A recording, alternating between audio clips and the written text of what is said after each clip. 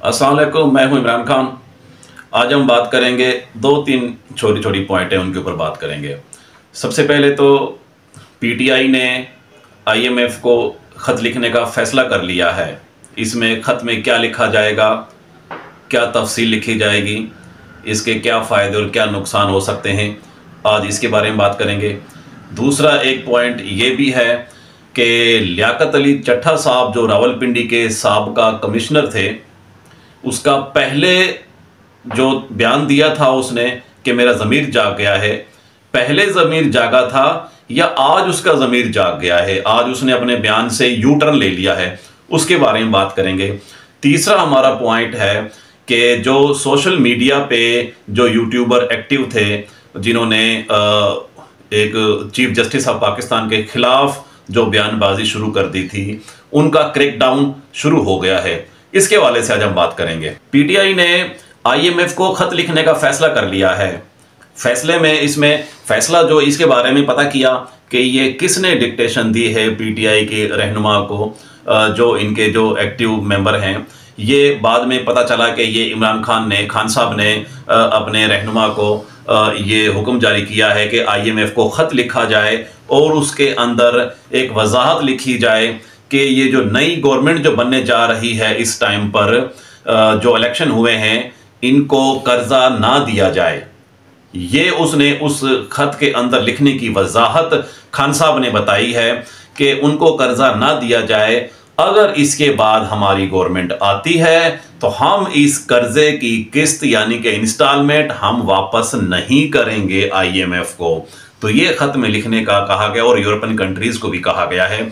तो ये प्रेशर डालने के लिए खान साहब जो है ना, ये आईएमएफ को लिख रहे हैं ताकि पाकिस्तानी इलेक्शन कमीशन और इदारों पर प्रेशर डाला जाए।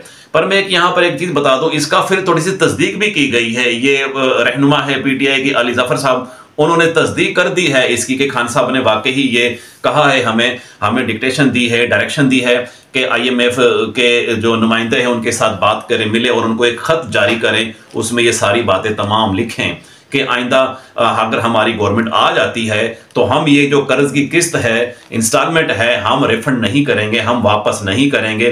क्योंकि जब तक कि ये जो इलेक्शन हुआ है, खान साहब के बकौल ये फ्रॉड इलेक्शन हुआ है, कुछ सीटें हमारा मैंडेट चोरी कर लिया गया है, उस हवाले से ये जो है ना, इसकी जब तक कि तफ्तीश नहीं होती है, जब तक कि किसी लाएअमल तक नहीं पहुंचता है, तब तक ये इनको किस्त जारी ना की जाए। इस तरह से खान साहब का कहना था।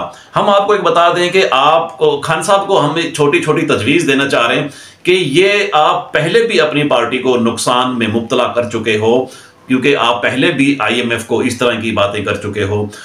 जब आखिरी के आपके जो पीटीआई की 2-3 महीने की गवर्नमेंट रहती थी, उनके तमाम के तमाम पॉलिसियों से इनराफ कर लेना, हट जाना, ज़ाहिर उसका फिर रियासत ने नुकसान भी उठाया है और पीटीआई पार्टी ने भी नुकसान उठाए हुए। अच्छा, इस तरह का फिर दोबारा वही गलती करने जा रहे हैं कि हम आईएमएफ को ये खत लिखने का फैसला कर चुके हैं कि उसके अंदर हम ये चीज़ें मेंशन करेंगे कि ये गवर्नमेंट को कर्ज ना दिया जाए जब तक कि इसका इलेक्शन का फैसला नहीं होता, धांधली का, फ्रॉड का फैसला नहीं होता। खान साहब ये रियासत को नुकसान पहुंचाने वाली सारी बातें कर रहे हैं। इस तरह का कोई भी ऐसा फैसला ना किया जाए कि रियासत को नुकसान हो, मईशत को नुकसान हो, आपके मुल्क को नुकसान हो। तो लिहाजा इस तरह की ये छोटी छोटी चीज़ें ठीक नहीं है। ये इससे मुतासिर होगी पूरी दुनिया में, जगहसाई होती है। आपका इंटरनल मामला है, आपको हाई कोर्ट जाना चाहिए, इलेक्शन के यानी कि कोई पटिशन दायर करनी चाहिए, हाई कोर्ट जाना चाहिए। जो भी ये 45 फॉर्म देखें, मैं आपको एक चीज़ बता दूं, हमने उन तमाम हलकों से तकरीबन रब्ता किया है जो कि प्रिजाइडिंग ऑफिसर जो ड्यूटी कर चुके हैं। उन्होंने सबका यही कहना था कि 45 जो फॉर्म है हमने हर कैंडिडेट्स को दिया है, हर एजेंट को दिया है। तो खान साहब आप अपने अपने एमएनए के हलके से जितने भी 45 फार्म हैं वो सबके पास इकट्ठे होते हैं, उनसे आप अपना रिजल्ट बना सकते हैं। तमाम 45 फॉर्म आप हाई कोर्ट में पेश कर सकते हैं। आप 45 जो फॉर्म में पेश कर दें, वहां पर दूध और दूध पानी का पानी क्लियर हो जाता है। ना कि आप आईएमएफ को लिखें, यूरोपियन कंट्रीज को लिखें और फिर दोबारा अनारकी फैलाने की कोशिश की जाए। लिहाजा इस तरह का खुदारा ना किया जाए जिसमें कि पाकिस्तान गवर्नमेंट का, रियासत का नुकसान हो। ऐसी ये वजाहत या खत लिखना, ये पहले भी आपको इस तरह का नुकसान हो चुका है, आपकी पार्टी को अभी भी आपको नुकसान ही होगा इस तरह की डिस्कशन से। लिहाजा इसमें कोई शक नहीं है कि आपकी पॉपुलर पार्टी है, बहुत बड़ी पार्टी है, इस वक्त पाकिस्तान की सबसे बड़ी सियासी पार्टी है पीटीआई। ये सब मानते हैं, हम भी मानते हैं, आप भी मानते हैं, पर इसका आप एक कानूनी तरीका, कानूनी रास्ता इस्तेमाल करें। Lahore high court, Islamabad high court में पिटीशन दायर करें, 45 फॉर्म सबको दिया जाता है, हत्ता के उस पोलिंग स्टेशन की दीवारों पर भी चस्पा किया जाता है। तो लिहाजा तमाम 45 फॉर्म इकट्ठे करें और आप उसको कैलकुलेशन करें, पता चल जाएगा ये कि किसका क्या हुआ है, क्या नहीं हुआ है। ये इस तरह की बस छोटी सी बातें हैं।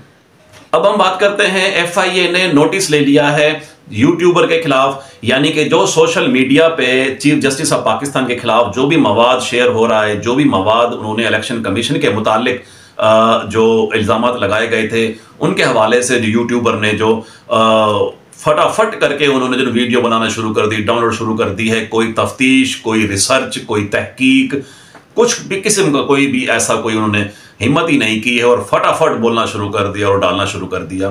खुदारा थोड़ी सी तहकीक कर लिया करें। ये यूट्यूबर्स के बारे में हम एक ये डायरेक्शन दे रहे हैं कि तहकीक कर लिया करें, तफ्तीश थोड़ी सी कर लिया करें, देन कोई ना कोई वीडियो बना के आप अपलोड किया करें। बस थोड़े से व्यूज़ के लिए फ़ौरन ही फटाफट आप किसी भी बड़े अफसर के साथ जुड़ने के लिए, पब्लिसिटी के लिए, मशहूरी के लिए बस उल्टी फुल्टी बातें बोलना और डाल देना, ये अच्छी बात नहीं है। लिहाजा एफआईए ने इसका नोटिस लिया, जिसमें इमरान रियाज खान जो कि बहुत बड़े यूट्यूबर है पाकिस्तान के, उसके बारे में नोटिस ले लिया और उसको कल जो है ना उन्होंने एफआईए के अहकाम के पास हाजिर होना है, उनको सवालों के जवाब देने हैं। बहरहाल वो कल होगा, जो भी होगा 23 फरवरी को।